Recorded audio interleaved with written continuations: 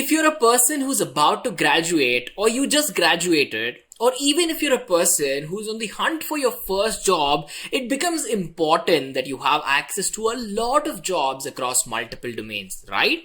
I am sure you said yes to that.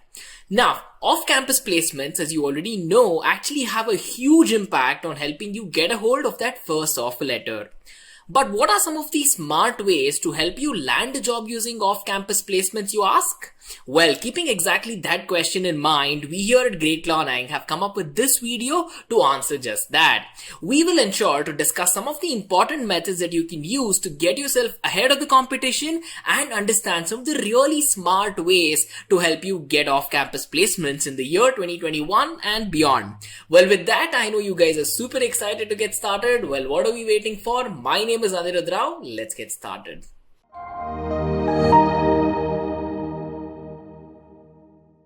Since you're watching this video, you are either clearly preparing for your dream job. So before we get started, I have something really exciting for you. If you're a final year student or a fresh graduate with less than 1 year of job experience, Great Learning brings you this unique job readiness platform called Career Boost, where you can apply to 400 plus corporate hiring companies. Sounds exciting? Well, complete this video and check out our platform Career Boost, where you can quickly take up a job eligibility test, pass it, and apply for relevant jobs. If you do not score well, do not fret, we have your back. You can prepare from our specially designed courses and take the test again to improve your scores before applying to jobs.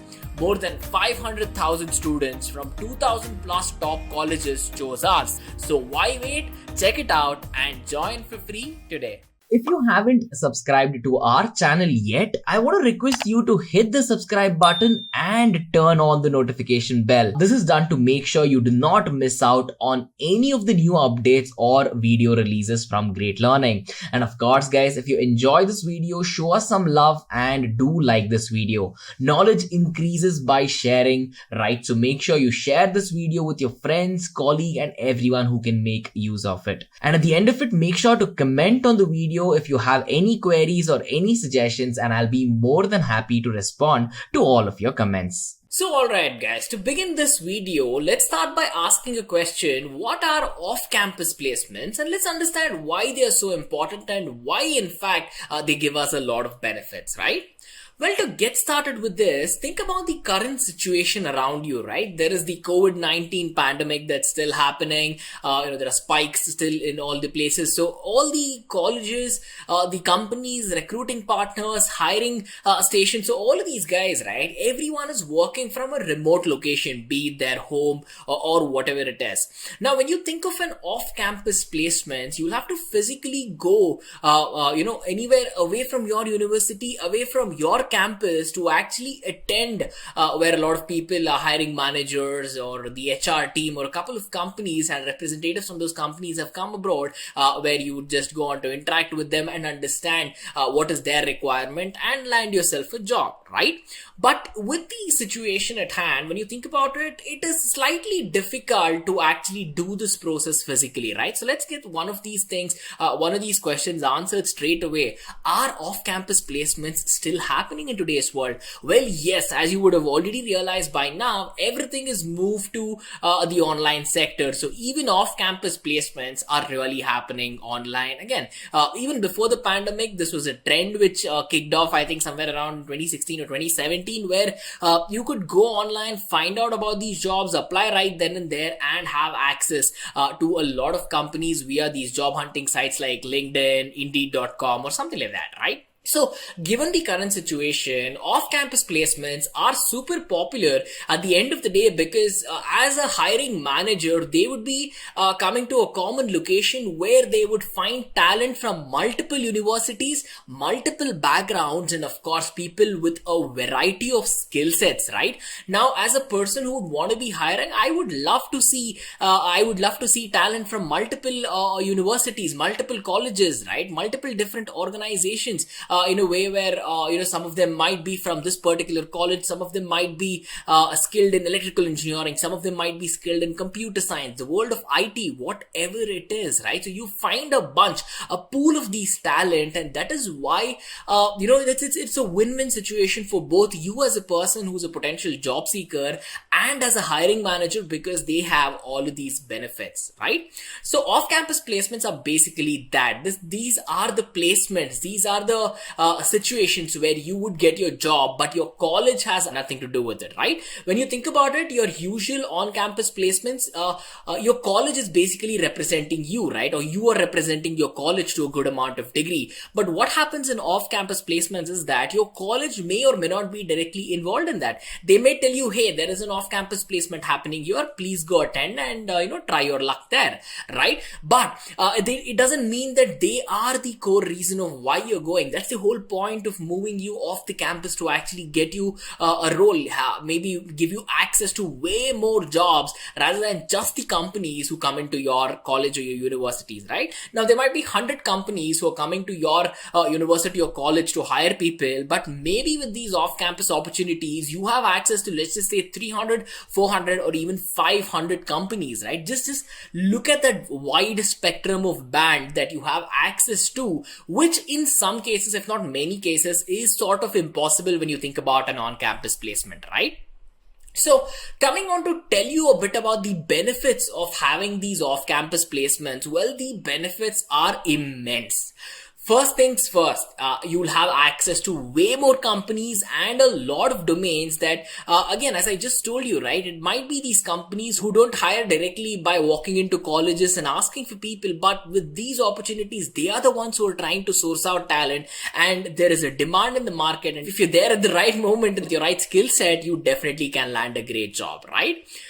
The another advantage which goes unsaid is the fact that you'll have exposure to various types of interviews across various companies, and you will be a part of discussion groups with your peers, your colleagues, or the new friends you might have made at these off-campus placements that will help you grow your network out, right? So you might have gone to an off-campus interview, you might have met a lot of people, you might have exchanged your email IDs and numbers. You do not have to feel dejected by the fact that maybe you could not crack an offer there, because your profile, your skill set is floating around with a lot of people now, and there's a very good chance that something will turn up, and at the end of the day you can get a job through a medium which you never thought would have been possible previously, right? That is a huge advantage. The next thing is that with off-campus placements, you're not bound to a domain. People don't say, hey, we have software engineering companies that come to your college to hire you, so it doesn't mean that you have to pick up software engineering. That there could be multiple other domains that you're interested in. Maybe a direct digital marketing role, maybe a very direct AI or a data science based role, which maybe your companies who are coming to your on-campus placements are not offering you, right? So with an off-campus placement, you can hunt for the role that you want, have certain options to say, hey, I have 10 options for my career, and you can start working your way down and hunting for that one very important option for you, right? You have that option, and that is super important here. Now, when you're attending off-campus placements, right, the most important point you really have to understand is that your visibility will increase to your employers, all these employers who are there. All of these could be employers who have never walked into your campus. So you're giving them exposure about yourself, your skill set, maybe even your college, your university as well, right? So you're representing a really big picture, and if your skill sets match, they would definitely be interested to hire you, and if not, find similar talent just like you after hiring you as well, right? So you are representing a bigger picture here, and with this you sort of bring an impression to the table that says, hey, maybe people from this college are really good at doing that, so let's explore more. Or they might just be super impressed with your skills and say, hey, even though this person might not fit for this team that we are hiring, maybe this person works really well in another team for another project or something, right? So originally you might have never intended to have any exposure there, but the hiring manager can decide in many cases to say, hey, this person can fit very well in that project, so let's consider this person. Even though you might not be a direct fit for the role that you've just applied to, you still have access, you still have room, and I just want to say you have a couple of plan Bs and plan Cs even when you intend not to have any as such, right? That advantage is that has to be unsaid, that has to be really, really huge, right? So with that, I can guide you about the top 10 really smart ways that you guys can have access to when you're working with your off-campus placements. Now, dealing with on-campus placements is a story of its own, but it can be new ground to some of you, if not most of you, who are all considering on how to get towards off-campus placements. What are some of these tools? What are some of these techniques? What are some of these methods that you guys can use to actually nail a job using these methodologies, right? So let's quickly discuss a couple of these methods. Now, ladies and gentlemen, the first method that I want to talk to you about is where you actually understand the job market, understand the current job landscape, and make a list of all of your favorite companies who are, who would be interested to provide a role that you're looking for. Now, let's just say you're a data science enthusiast and you're looking for the role of an associate data scientist. Now, as you already might know, a data scientist will fit really well in all the domains out there, even a domain such as healthcare, right? So you have access to a variety of domains. Now it is your job to actually sit and understand which company is actively hiring for data scientists, or which projects would interest you to begin your career and do that for a really long term. So method number one is to understand what's going on in the market. If you're a person who just says, hey, maybe I do not want to become a data scientist, I don't know what I'm going to do, but I just want a good job, I want to settle, right? Now, even with those cases, you can actually have access to multiple jobs and research about what the current top job roles are. You will see that in today's world, roles such as cloud computing, data science, digital marketing are always on the top. So you have access to explore these options, understand what are the various job roles you can apply to, what are the requirements, what are the salary trends, what does that domain look like 5 years from now. You can have access to a lot of these things,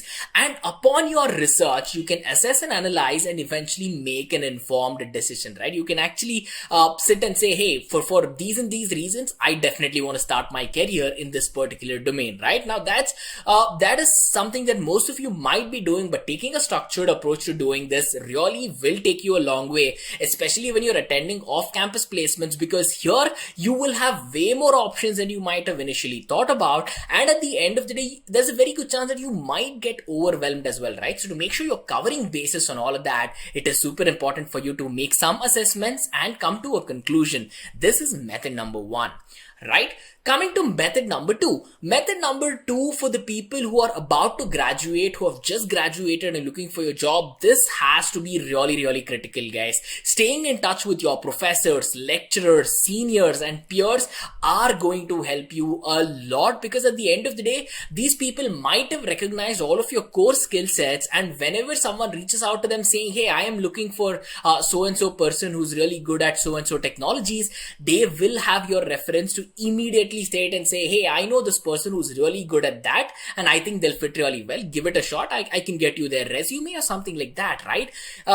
In my experience, at least, I have seen a lot of people actually have access to fantastic jobs and even exposure to technology to begin with that they can explore with respect to method number one, by the help of their lecturers, by the help of their college seniors, by the help of their professors, right? Now, if you already have seniors who are working in a role that you're about to apply for, guess what? You can get referrals as well, right? Sometimes when you're applying for highly competitive roles, referrals are what makes a difference for regarding your profile getting noticed or not getting noticed at all, right? So that is super important, and if you're very smart about it, ladies and gentlemen, method number two is very important. You are going to stay in touch with all of your lecturers. You will help yourself by understanding what are some of the critical skill sets that you hold, and eventually eventually when you convey these skills, so when your professors find out that you're really good at this, your network will fan out really to really good extent, to a point where there will be people who are very interested from you because they are being referred to you from a from a verifiable source, and at the end of the day a very important source who has directly dealt with you. Right now, that is critical. Coming to method number three, again, a lot of people do not look at, but I highly suggest you concentrate on this for your off-campus placements, because at the end of the day, when you walk into an off-campus placements, they would have asked you, saying, hey, have you cleared these many assessments? So when I say assessments, there are certain employability tests such as the AMCAT, such as the e-litmus test that you guys can take, which are all online based examinations, which will let you have access to those roles. Now, if you're looking for companies such as TCS or anyone on the lines of that, these guys have their own examinations, right? They have something called as national qualifiers that you can prepare for, you can work on, and at the end of the day have an eligibility score. Now, with that score, when you walk into an off-campus placement, these guys have a verifiable a number, a metric that tracks not only your talent, but at the end of the day tells them what you are really good at as well.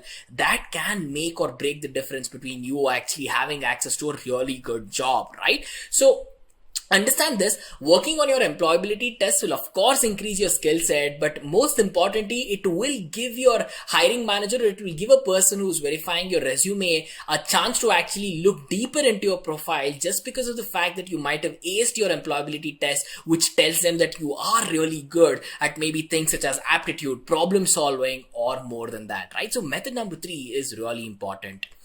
And then coming to method number 4. Method number 4 is something which makes a concrete difference, ladies and gentlemen, especially for an off-campus placement. If you have it in your resume that you have cleared certain hiring challenges, and if you have aced any of these hiring challenges on platforms such as HackerEarth, HackerRank, or something like that, you are telling people that, hey, I have done this. I have a verifiable metric that tells me that I am absolutely good at it. Now, if you're applying for a Python developer's role and you've taken up a couple of these challenges and you have actually completed them to a good amount of maybe you have a score which is super high or something like that, the person who's screening your resume will have a concrete metric to say, hey, this person has done really well in a hiring challenge. So after this person is hired, I am sure if the person is put to work on the same technology, that you can flourish, you can grow really well, and at the end of the day help the company grow as well. Right now, that will be the train of the thought of the hiring manager, and I thought method number 4 is super important for all of you all. Right now, when you learn by challenging yourself, by giving yourself certain harder tests, and that is how you increase your benchmark, that is how you aim to hit new heights, right? And just the fact that you're doing this when you're in your college, when you're right out of college, or when you're looking for a job switch, is also telling the hiring manager that you're super confident in it, and you have the ability to actually see these things through, to take up a challenge, to work on it, to prepare for it, and to actually ace it, is something that portrays a lot of confidence, capability, and at the same time your grasp on the skills that are required, right? So method number 4 is super important. And method number 5 is also very critical, and you would have seen this very much due to the COVID pandemic right now, is a lot of people are reaching out to their friends, a lot of people are reaching out to their peers to ask for referrals for a role. Right now, when you are trying to apply for, let's just say, Facebook or Google or something, you can go to their job portal, directly apply, that's there. But when you're trying to attend off-campus placements, or when you want your profile to be noticed, you can always use a referral. You can go to LinkedIn, connect with a couple of people who are working in the company in that roles, have a friendly conversation with them, ask them what it is like to work in that role, find out everything that you would need to know about the role, and eventually say, hey, I am super interested to do something such as this. I absolutely love the work that you're doing. Can you please help me get a referral through which I can get my profile noticed by your hiring managers or by your HR team or something like that, right? Even though this seems like a very simple process, and you might be wondering, saying, hey, does it really make a difference? Let me tell you, it makes a huge difference, right? I've seen people in my own personal experience who have landed jobs, who have got their profiles noticed in certain super competitive domains in very big companies, wherein there's a very good chance, right? There's 20 jobs available and there's 20,000 people applying for it. So even for a hiring manager, it is super difficult to get your profile and analyze it and assess it in detail. But having a referral, they are having a verified source telling them that, hey, I think this person will fit really well. please consider that, right? Now, if the same person is hiring for the same role and you're already talking to a peer who's in the same role, their word matters a lot to the hiring manager, right? So you will get noticed, in my opinion, using this method. And coming to method number 6, ladies and gentlemen, method number 6 is one of the most important method for you to land a job, period. Because at the end of the day, companies are hiring you to solve certain problems for them, right? Now, you are a person who's very good at Python programming, and they have a problem saying, hey, we want someone to implement or create an app in Python or write a solution to a problem that we have. So you are fitting there to actually solve certain problems for the company, correct? Now, if you know what specific role that you're applying for, you want to become a big data engineer at Facebook, you want to become a data scientist at Google, you will know what the job is asking for. When you use method number 4 and 5, you would have actually spoken to people to say, hey, what is it that you guys actually do? And once you figure all of that out, you can paint a really big picture in your head that says that, hey, is this skill set super important for this role or not? Once you find all of those skill sets, you can use them to actually build projects which are similar to what the problem you'll be solving once you're inside the company, right? Now, if you've already picked up projects which are very similar, if not close, to what the company is expecting of you, even before you're hired, think about it, right? Your profile will have such a big edge over the others because you're just trying to tell the employer, hey, I can do this, right? You want me to solve so and so problem for you. Guess what? I've already started working on some of it and I can do a very good job at it, right? You can literally portray, and that will bring the hiring manager to have a lot of confidence and say, hey, this person has already started working on it. I think this person would be a good fit, so let's give it a try. And then of course your interviews line up and you get to work on those offer letters at the end of the day, right? So guys, having these skill sets, showing companies that you're very good at solving problems, especially in that domain, on a similar project, right, that will increase your learning to a good amount. You will in fact even understand in depth if that is the role for you, if that is the domain for you. And once that is clear and you say, yes, this is what I want to do, you can showcase that to hiring managers and tell them, this is what you want. I am very good at this. I've already done some of it and I'm sure I can do more of it with the resources of your company, right? That's a very good way to sell yourself. And trust me, ladies and gentlemen, I have personally seen hundreds and hundreds of people actually land a job by using method number 6 alone, right? So working on projects gets you that much closer to having that job, right? Now, method number 7 is also very, very important, just like method number 1, because here you will want to assess your domain. You want to understand what role, has more demand and less supply, right? Now, this is a common trend for Python programming, cloud computing experts, data scientists, big data engineers, and data analysts. Even though there are a lot of people, right? This is a huge domain with a huge competition as well. So even though there is a large supply of people, the demand is always larger when you think about it, right? So when the demand is really high and the supply is less, you have to know that the cards are in your favor and you can definitely go and approach the hiring manager, say that you're good at it. And if you've used the other couple of methods to complement everything until now, you can definitely state that you are better fit for the role. And if they say we are offering you XYZ amount for that role, you can ask for a higher amount if you're assuring them that, you can do a very good job about it, right?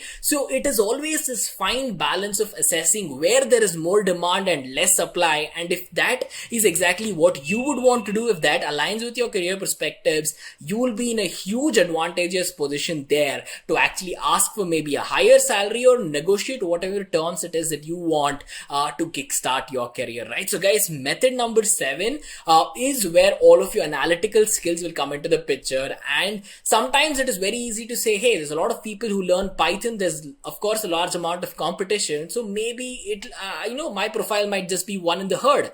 Do not think like that, right? Using all these other methods, you can give that much edge to your profile to a point where the companies are behind you, right? You no longer go behind companies to say, hey, please take a look at my profile, tell me if I'm fit. They will reach out to you, say, hey, we think you are a good fit for us, please come and join us, right? That is the goal, and you can definitely do all of that if you're very smart using method number 7. Now, coming to method number 8. Method number 8 is a fantastic way of how you can prove to hiring managers that you are fit for that role, because on certain competitive websites out there, you have something called as bug hunting contests, right? Wherein there would be something wrong with the product, or you might have caught an error which the company might have missed, right? There's so many cases, and as soon as you bring that up to the company's notice and say, hey, I was just going through your website, I just caught a small bug and this is how I think you can fix it, can you consider it, right? As soon as you mail them that, if they find your solution to be very innovative, trust me, this has happened to thousands and thousands of people across the globe. The company will reach out to you, say, hey, that's a very good job that you're doing. They might even in fact reward you with a hefty sum of money to say, hey, thank you so much for helping us fix this. Or even better, they'll say, hey, thank you so much for fixing this. If you would love to, we would love to use your skill sets to maybe find out more about this, or at the end of the day, we just want your talent to help us have a better product, right? Again, you saw I gave you 3 options just with one situation here. This is hugely advantageous. So if you're a person who, with contests, you'll be knowing that you have to hunt for a bug, or maybe you're just browsing and you randomly came across a bug. In either of these situations, right, you can reach out to the company, you can mail them to say, I caught this. They will ensure that they can escalate it to the right teams. And as I told you, if your solution is innovative and impressive, they will reach out to you for this, right? So guys, method number 8, in my opinion, especially if you're trying to hunt for the cream of the cream, if you're trying to hunt for like really big companies like on the lines of Apple, Google, Facebook, Snapchat or something like that, I highly suggest you try bug bounties, because this is where you can showcase your skill at its best to tell them, hey, this is your problem, this is my best solution to it, and you can find out more than one way to efficiently solve a problem, and that can make or break your first offer, right? So guys, it's super important to do, and at the end of the day, if you're really smart about it, trust me, this method is going to work, right? And coming to method number 9. Method number 9 is usually brushed aside because people think it might not help a lot, but trust me, understanding the interview experience is very much, right? So I showed you that if you have used from all these methods from 1 to 8, you might have had your profile noticed, and now you're gearing up for your interviews, right? So with respect to interviews, you'd want to know how the interview would go about, like what are some of these questions that can get thrown around, or what is the experience of the people who have attended the interview for the same role, correct? There are websites which track everything from interview experience, pros and cons, the average salary, or how their experience was with the interview, right? So there's so many websites out there like Glassdoor and a lot more where you can understand everything you need to know about an interview even before attending it, right? There's no gray area anymore. There is nothing which would say, hey, I don't know what they might ask, right? You don't have to be in that situation. You can actually research, assess, and understand to a good amount of depth, saying, hey, for this role, there's a very good chance they might quiz me on these many concepts, and if I'm prepared on that,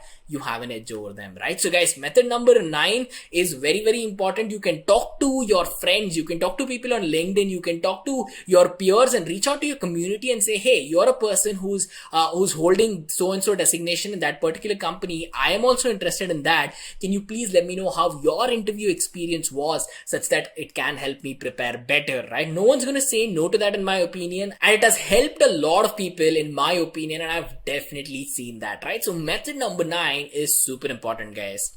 Now coming to method number 10. Method number 10 is again one of the most important ways of how you can get off-campus placements, because certain times there are certain domains, such as think about cloud computing, right? So if you're looking for a job where you're applying to become an AWS developer or Azure developer, or someone who's an expert in Google Cloud Platform or something like that, you will realize that in the job description itself, they would say, hey, we would want you to have so-and-so certification. So they would say your preferred qualification would be to be certified in so-and-so concepts or something like that, right? So having these certification programs will also give you a direct edge, because you have something concrete on paper to prove that you've put in the work, you actually have the skill sets, you've completed projects, and you're certified by so-and-so organization that you can do that job really well, right? Now, once they get, the hiring managers and the HR people, they get that assurance saying, hey, this person is certified to do the job. Again, right? If there is a person who has skill sets but sometimes does not have certificate, and there's a hard requirement for certificates, and you are the person who holds a certificate in your hand to say, hey, I've done it, who do you think the HR is going to consider, right? It might seem a little unfair. You guys might have equal skill sets and all of that, but they just want that extra assurance, that final mile which takes you to 100%, right? They want that, and it is completely fair in their perspective. And as I told you, working on these certification programs will definitely get you that edge, and sometimes that edge is everything that matters between you having an offer letter and not having one, right? So guys, let me know in the comment section which of these methods you think are the most important ones that's going to help you land a role, right? Now, after a lot of research, we came up with these 10 methods, and each of those methods, when used on their own in standalone mode, will help you really well. And once you start clubbing these methods to your domain, to your liking, you can actually even maximize it further to a point where you can have edge over your skill sets, edge over the others in terms of how you approach these companies, your profile's visibility, and at the end of the day, you're just trying to find the best way to actually get your profile to be noticed and help you land a job, right? So ladies and gentlemen, these are some of the really smart ways that can help you land jobs using off-campus placements in the year 2021. Right? With that, guys, thank you so much for watching. My name is Anirudh Rao, and I'll see you on the next one. All the best for all your interviews, and head to the comment section and let me know what you think about this experience, right? Alright guys, cheers, have a nice day. If you haven't subscribed to our channel yet, I want to request you to hit the subscribe button and turn on the notification bell. This is done to make sure you do not miss out on any of the new updates or video releases from Great Learning. And of course, guys, if you enjoy this video, show us some love and do like this video. Knowledge increases by sharing, right? So make sure you share this video with your friends, colleague, and everyone who can make use of it. And at the end of it, make sure to comment on the video if you have any queries or any suggestions, and I'll be more than happy to respond to all of your comments.